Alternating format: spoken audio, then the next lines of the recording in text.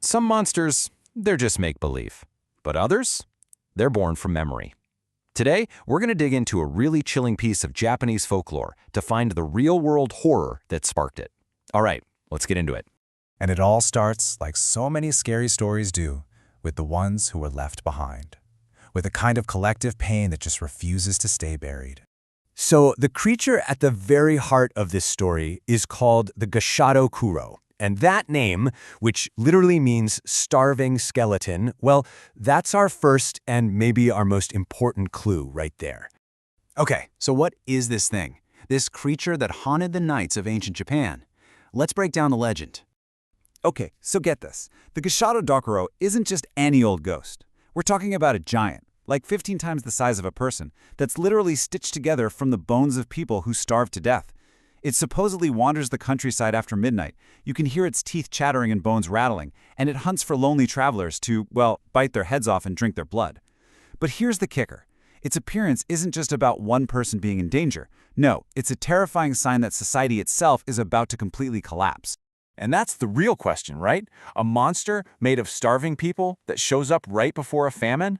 I mean, that's just way too specific to be completely made up. So what's really going on here? Well, to figure that out, we've got to look past the scary story and dive deep into the pretty painful history that actually inspired it. Because, you see, the Gashadokuro isn't just some campfire story. It's more like a cultural memory.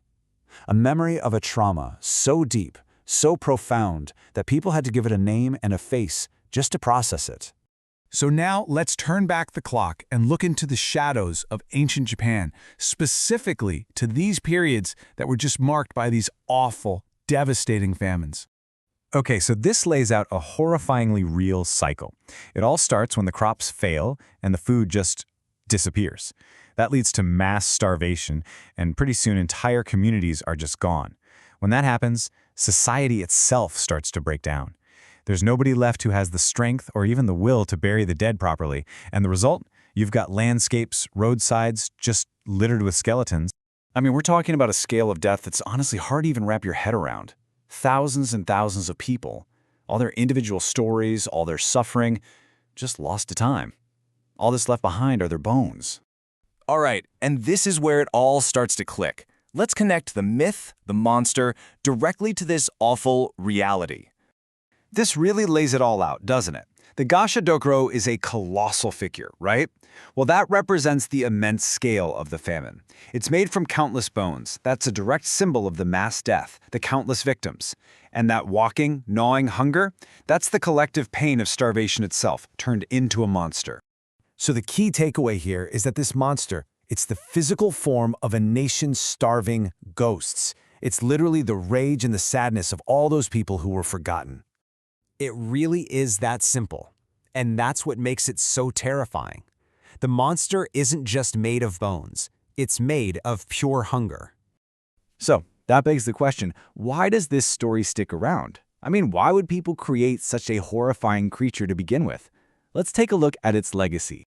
Folklore like this actually serves a really important purpose.